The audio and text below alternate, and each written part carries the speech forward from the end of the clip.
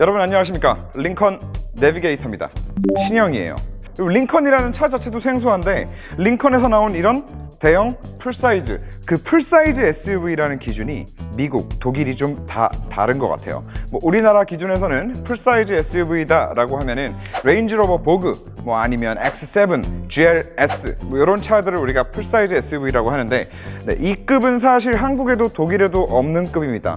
미국에만 존재하는 풀사이즈 SUV이고, 원래 미국의 풀사이즈 SUV 시장에 그 전통적인 리더들이 있어요. 뭐 대표적으로는 타호, 에스컬레이드도 여러분들 가장 많이 아시고요. 그리고 뭐 유콘도 있고요, 서버밴도 있고, 다 GM 계열이에요. 아무래도 이 미국이라는 나라가 땅덩어리도 좀 크고 덩치들도 좀 크고, 그리고 길도 좀 널찍널찍하고 하다 보니까, 그리고 또 중요한 거는 트렁크 공간도 넓어야 되고 사람도 많이 타야 되고 하는 특성 때문에 이런 대형, 완전히 독일 차나 한국에서는 좀 볼 수 없는 그런 이런 대형 SUV들을 좀 많이 선호를 하는데, 그런 차원에서 생각을 해봤을 때 사실 포드가 지금까지 GM에 많이 밀렸던 게 사실이죠. 그런데 이 링컨 내비게이터가 나오는 시점을 기준으로 해서 지각 변동이 좀 있을 거라고 감히 예상해 봅니다. 아주 그냥 이를 바득 갈고 나온 것 같아요. 단순히 미국 시장 내에 이 경쟁자들을 물리쳐야겠다라는 정도로 이를 바득 간 게 아니라 전 세계 탑을 한번 먹어보자 라는 각오를 하고 이를 갈고 만든 차량입니다. 적어도 실내에 있어서만큼은. 오늘 지금 주행 리뷰를 하기 이전에 실내를 먼저 좀 자세하게 보여드리는 리뷰를 간단하게 할 건데, 저는 이 자동차에 있어서 시트만큼 중요한 부품이 또 있을까? 물론 뭐 서스펜션도 중요하고요, 엔진도 중요하고, 트랜스미션도 중요합니다. 그렇지만 어느 정도 다 상향 평준화되어 있다고 생각을 해요. 그런데 아직 이 시트에 있어서만큼은 벤츠를 따라올 수 있는 브랜드가 세상에 또 어디 있을까? 그나마 볼보가 좀 따라오고, 그리고 좀 웃긴 얘기지만 현대차 시트가 요즘에 굉장히 좋고요. 뭐 BMW 같은 경우에는 진짜 얘네는 이 무게 배분 신경 쓰는 거에 아주 그냥 그 발톱만큼이라도 시트에 좀 신경을 써주면 얼마나 좋을까라는 생각을 매번 하게 되고, 제가 왜 자꾸 시트 타령이냐면 벤츠를 능가하는 시트를 가진 차를 처음 만났어요. 그것도 벤츠 중에서 S클래스, 심지어 마이바흐 이상의 시트를 가지고 있다라고 확신합니다. 링컨 내비게이터 2020년형 롱바디 모델이고, 이 녀석은 지금 블랙 라벨이고, 블랙 라벨도 선택을 할 수가 있는데 그 중에서도 요트 클럽이라는 옵션이 들어가 있는 차량입니다. 자, 이게 바로 요트 클럽 옵션이 들어간 가죽 컬러입니다. 그리고 이 옵션이 들어간 차량에서만 볼 수 있는 시트예요. 이 시트가 뭐가 그렇게 대단하냐? 우리가 보통 뭐 12웨이다, 뭐 16웨이다, 뭐 18웨이다, 뭐 이런 얘기들 많이 하잖아요. 얘 같은 경우에는 그 숫자로만 얘기를 한다면 무려 30웨이입니다. 30웨이. 자, 일단 옆모습을 보시게 되면은 한 가지 유추하실 수 있을 거예요. 바로 이 허리를 지지해주는 부분과 그리고 등판을 지지해주는 부분이 따로 움직입니다. 어떻게 따로 움직이냐? 자, 등만 놓을 수 있고요. 전체가 다 움직이기도 하고요. 이 허벅지를 서포트해주는 부분을 한번 또 보실게요. 자, 왼발만 내렸어요. 오른발도 내려볼게요. 여기서 한 가지 더 엽기적인 거는 이 허벅지를 서포트해주는 부분이 텐션이 있다는 거죠. 이렇게. 이게 지금 시트가 약하거나 시트가 오래돼서 움직이는 게 아니라 기본적으로 이렇게 텐션을 가지고 있습니다. 그리고 당연한 얘기지만 이 앞부분도 따로 높낮이 조절이 또 가능합니다. 자, 그래서 이 상태에서 앉아보면 어떤 차량들은 허리도 지지가 괜찮게 됐고, 그리고 내가 앉아있는 이 각도도 괜찮은데 어깨 부분이 불편할 때가 있어요.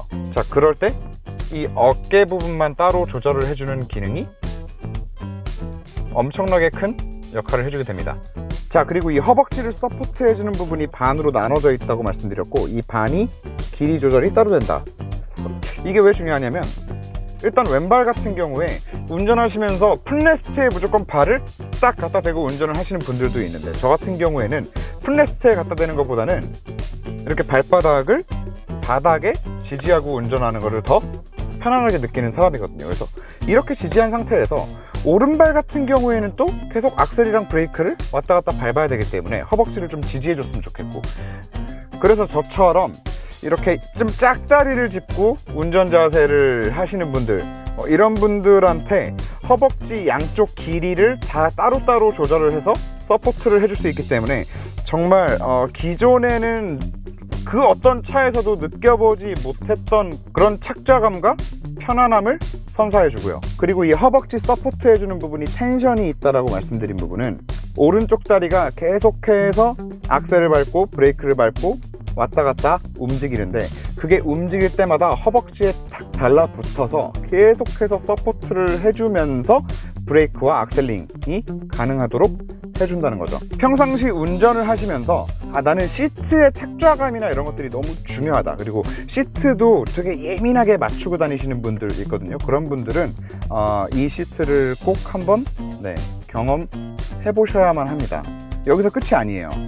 자, 차량 전원을 온하고 시트 미세 조정을 할 수 있는 탭에 들어오게 되면 에어로, 전동으로 움직이는 세팅이 아니라 에어를 얼마나 넣어줘서 타이트하게 또 사람 몸을 조여줄 거냐에 대한 세팅을 총 5가지를 해줄 수 있는데요. 어떤 사람이 타도 그 누가 타서 장거리 운전을 아무리 오래 해도 정말 몸에 데미지가, 피로가 가지 않을 수 있도록 정말 그야말로 맞춤 세팅이라는 말이 이렇게 잘 어울릴 수가 없는 그런 시트라는 생각이 들고, 그리고 이 시트의 디자인 자체도 사실 벤츠가 S클래스에 사용하는 시트는 눈으로 봤을 때 일단 웅장합니다. 그리고 살짝은 올드한 느낌이 들 수 있을 정도로 시트 자체가 정말 두툼한 하나의 가죽 소파처럼 생겼다라고 하면, 우리가 볼보 시트를 보게 되면 볼보 시트는 몸에 착 감기는 그런 편안함을 주면서도 굉장히 좀 슬림하게 생겼거든요. 그런데 지금 이 녀석은 그 볼보랑 벤츠의 시트를 적절히 좀 섞어 놓은 것 같은 그런 느낌이에요. 실제로도 시트의 두께가 S클래스에 비하면 굉장히 얇아요. 거의 이제 볼보 수준으로 얇고, 그리고 이렇게 시트가 얇은 메리트는 가뜩이나 이 넓은 실내를 더 넓게 보이게 하고, 추가로 뒷자리에 앉는 승객석의 레그룸 확보에도 분명히 한몫을 하게 됩니다. 아무튼 이 링컨 내비게이터에서 제가 가장 충격을 받은 게 사실 시트였기 때문에 시트 말씀을 드리느라고 좀 많이 시간을 할애를 했는데, 그 외에도 보여드릴 게 사실 많습니다. 여기 지금 가죽을 한번 좀 보시면 가죽의 결이 지금 살아있죠. 그리고 물론 이게 통가죽은 아니겠지만 진짜 이 통가죽을 쓴 것 같은 느낌을 만들어주는 이 대시보드도 마찬가지고, 물론 이 컬러는 호불호가 갈릴 수 있어요. 제 눈에는 너무너무 고급스러운 이쁜 블루인데, 뭐 컬러는 둘째 치고 이 가죽의 질감, 이 통가죽을 쓴 것 같은 느낌, 이거 원래 전매 특허가 이것도 레인지로버거든요. 레인지로버가 아니고서는 사실 볼 수 없는 그런 통가죽의 느낌, 그게 이 차량에서 좀 묻어나온다는 거. 여기 암레스트나 이 모든 가죽이 정말 너무 도톰하고 부드럽고 폭신폭신한, 딱 살에 닿았을 때 그 고급감이 느껴지는 가죽들로만 그냥 도배가 되어 있어요. 이걸 지금 어떻게 미국차라고 할 수 있는 건지도 지금 잘 모르겠어요. 미국차 자체에서는 절대 죽었다 깨나도 기대할 수가 없었던 그런 가죽이 대시보드와 시트를 감싸고 있다는 거. 이 아래쪽에 정말 그 여자분들의 어지간한 핸드백, 그리고 남자들의 그런 뭐 클러치백이나 아니면 뭐 노트북까지도 그냥 다 던져 넣어도 될 정도의 어마어마한 수납 공간이 여기 생겼고, 화이트 트림이 그냥 화이트 하이그로시처럼 영상에서 보이실 수도 있는데 이게 화이트 우드 패턴이에요. 그리고 그 화이트 우드 패턴이 크롬과 블랙 하이그로시가 같이 조화가 돼서 이 센터를 이만하게 채우고 있는데, 이쪽을 메우고 있는 수납 공간도 사실 또 어마어마합니다. 그런데 지금 뭐 이 수납 공간이 중요한 게 아니라 이 공간은 일단 지금 제 팔이 여기까지 들어가는데 이 센터 글로브 박스의 깊이가 지금 이만하고 폭이 이만합니다. 이 안에 사람 머리 하나는 들어갈 것 같아요. 그리고 사실 이런 것도 미국 차에서는 볼 수 없었던 디테일이죠. 이쪽에 이제 안드로이드 오토 케이블이 들어가는데 안드로이드 오토 케이블 빼서 사용하라고 여기 홈을 만들어 놨어요. 그래서 이런 디테일들, 이것도 미국 차에서는 원래 볼 수 없었던 디테일이 아닌가 싶고, 그 캐딜락 에스컬레이드 같은 경우에 이 공간이 굉장히 광활하게 넓었음에도 불구하고 이런 식으로 공간을 요밀조밀하게 활용도 있게 빼지를 못했었거든요. 플래그십 초대형 SUV의 공간을 정말 100% 다 활용한 것 같다. 정말 이거 120% 활용한 것 같아요. 잠깐 나가서 저 도어를 좀 보여드릴게요. 일단 이 도어 캐치 바로 아래쪽으로 수납이 하나 있고요. 그리고 이 수납함이 안쪽이 스웨이드로 다 감싸져 있어요.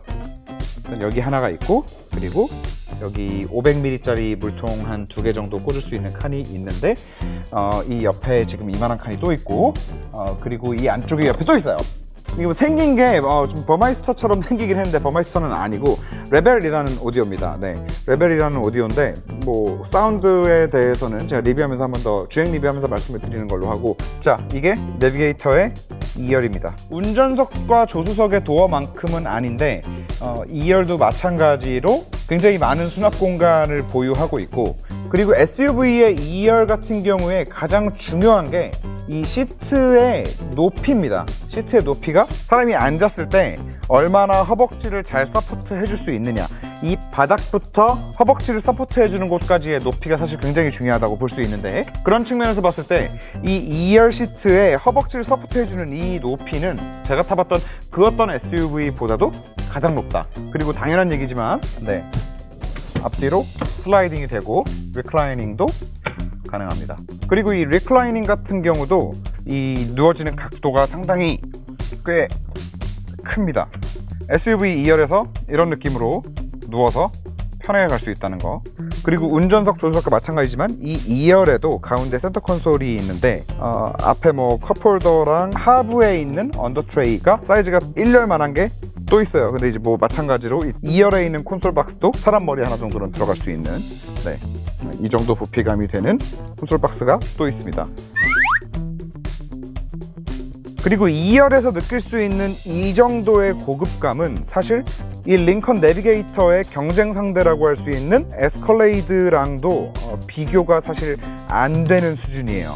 조금 더 낫다라는 수준이 아니라 아예 비교 자체가 안 되는 수준이고, 물론 에스컬레이드도 이제 또 풀모델 체인지가 됐죠. 그래서 그 모델은 또 어떨지 정확히는 모르겠지만 그 신형 에스컬레이드 사진만 보더라도 2열에서 이 정도 럭셔리함을 느끼게 해주는 수준은 아닌 것 같아요. 이 안전벨트 에어백입니다.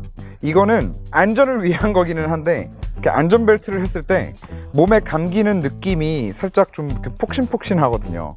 그래서 마이바흐 타시는 분들, 뒷자리에 앉아 계시는 분들이 이게 에어백이 들어가서 폭신폭신한 건지 모르시고 그냥 비싼 차라서 벨트도 이렇게 폭신폭신한가 보다라고 생각을 하시는 분들이 있으실 정도로 요거는 사실 좀 이렇게 몸으로 느껴지는 느낌도 굉장히 좀 메리트가 있는 부분이다. 자, 2열은 여기까지만 보여드리면 될 것 같고, 이제 트렁크랑 3열 보여드릴게요. 자, 일단 트렁크 테일게이트를 열어드릴 건데 여기서도 이 내비게이터의 디테일이 드러나는 부분들이 있습니다. 자, 바로 이렇게 트렁크에 글라스만 따로 오픈이 된다는 거.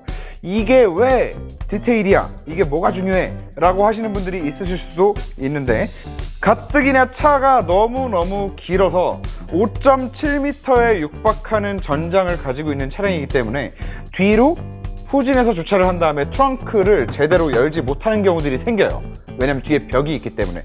그럴 때 바로 이렇게 글라스만 편하게 열어서 짐을 던져 넣을 수 있게 만들어 주는 거죠. 놀러 가서 또 바람 시원하게 부는 곳에 주차해 놓고, 그리고 트렁크 사이즈도 워낙에 크다 보니까 요거 하나 열어 놓고 뒤에 앉아서 노는 공간도 충분히 사실 나오거든요. 다시 트렁크를 열어보면 앞에 2열이 지금 끝까지 뒤로 다 와 있는 상태에서 이 정도 트렁크 공간을 보여줍니다. 그리고 3열을 여기서 펼치게 되면 이게 이제 3열까지 다 펼친 그림인데, 3열까지 이렇게 다 펼치고 난 다음에도 일반 중형 SUV 정도의 트렁크 사이즈는 나온다는 거. 지금 이 상태에서도 골프백이 한 4개 정도는 충분히 들어갈 수 있을 것 같아요. 이 좌우 폭 자체가 워낙 넓다 보니까. 자, 그래서 트렁크 공간 뭐 그렇다는 거 보여드렸고, 중요한 거는 이제 3열에 한번 앉아봐야겠죠.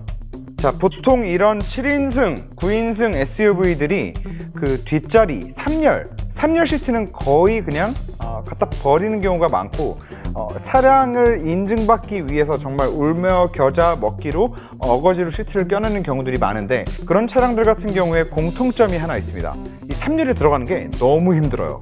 네, 이거는 사람을 타라고 뒤에다가 시트를 만들어 놓은 건지 도저히 이해할 수 없을 정도로 굉장히 힘든데, 자, 일단 위로 들려요. 위로 꽉 껴서 밀면 그대로 앞으로 쭉. 저뿐만 아니라 그 어떤 성인이 이거를 열고 뒤로 들어가기에 충분한 공간을 만들어 준다는 거예요. 일단 타볼게요.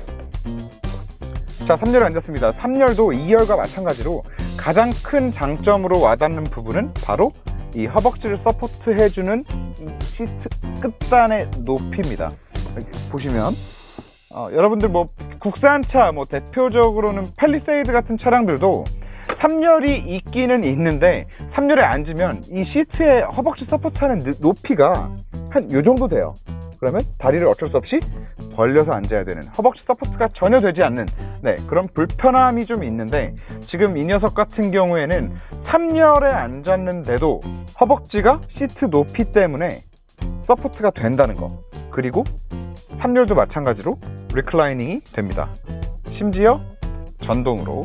그리고 3열도 마찬가지로 좌우에 컵홀더나 짐을 올려놓을 수 있는 트레이들, 이 수납 공간이 엄청나게 또 많고, 양쪽 시트에 다 ISOFIX가 있어서 카시트가 다 장착이 가능하고요.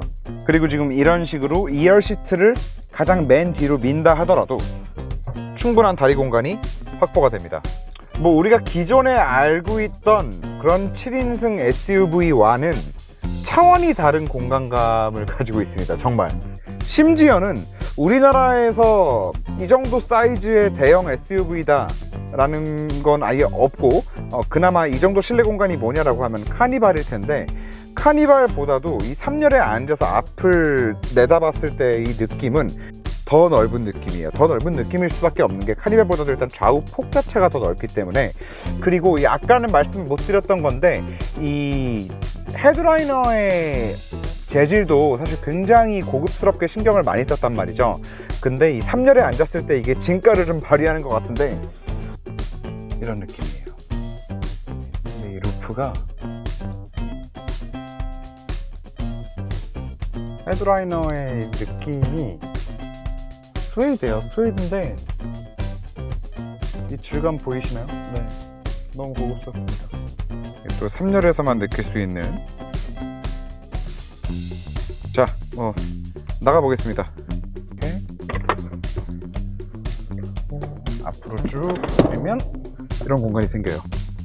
막아보겠습니다. 자, 오늘 한국에서는 조금 생소할 수도 있는 링컨 내비게이터라는 차량을 좀 소개를 해드렸습니다. 인테리어, 실내 내부 공간, 그리고 시트에 대해서 좀 많이 설명드리고, 좀 굉장히 많이 칭찬을 했어요. 물론 인포테인먼트적인 측면에서는 부족함이 많습니다. 뭐 내비게이션도 그럴 거고, 2열에 저런 근사한 디스플레이를 박아놓고 활용할 수 있는 게 좀 많이 떨어진다 라는 부분들은 좀 많이 아쉬운 부분들이 있기는 하지만, 그래도 미국 차도 이제 뭐 안드로이드 오토나 애플 카플레이가 다 되니까 큰 상관이 있겠습니까? 또 가면 갈수록 SUV에 대한 관심도들도 많이 좀 높아지고 있는 그런 상황에 이 차량도 구매 리스트에 하나 좀 올려놓으시고, 뭐 레인지로버 보그 선택하시면서 혹은 뭐 GLS를 선택하시든가, 뭐 카이엔을 선택하시든가, 그런 급 차량들을 왔다 갔다 하면서 이제 좀 이렇게 비교를 하고 계시는, 또 고민을 하고 계시는 분들께 정말 괜찮은 선택이 될 거라고 생각을 하고 좀 추천을 드리고 싶습니다. 사실 한 가지 이해가 안 되는 게, 이렇게 좋은 차를 만들어 놓고 왜 공식 수입원에서 이 차량을 수입을 안 하는지 사실 좀 이해가 안 되는 부분도 있기는 한데, 일단 지금 이 차량 같은 경우에는 차주분께서 롱휠 베이스 모델 블랙 라벨 요트 클럽 옵션까지 다 넣어서 1억 6,500만 원에 구매하셨다고 합니다. 그러니까 네, 가격도 참고하시면 좋을 것 같고요. 물론 이렇게 아름답고 고급스럽고 편안한 시트를 가지고 있고 2열, 3열도 너무나 넓고 편하고, 그럼에도 불구하고 이 차량은 프레임 바디이기 때문에 운전할 때의 느낌 또한 굉장히 좀 중요하겠죠. 그래서 이 운전할 때의 승차감이나 이 3.5 엔진의 이 망할 10단 미션 조합, 네, 이 조합의 느낌이 어떤지 이런 것들은 리뷰 영상에서 또 좀 자세히 말씀드려 볼 수 있는 걸로 하고, 네, 이 영상은 여기까지만 하고 마치는 걸로 하겠습니다. 새벽에 촬영을 해서 네, 그리고 카메라를 처음 잡아보는 지금 뚱매가 앞에서 지금 부들부들 떨고 있기 때문에 오늘 영상에 조금 불편함이 있으셨을 수 있습니다. 네, 지금 사과드리겠습니다. 욕하지 말아주세요. 네, 욕은 이제 그만 먹을 때도 됐잖아.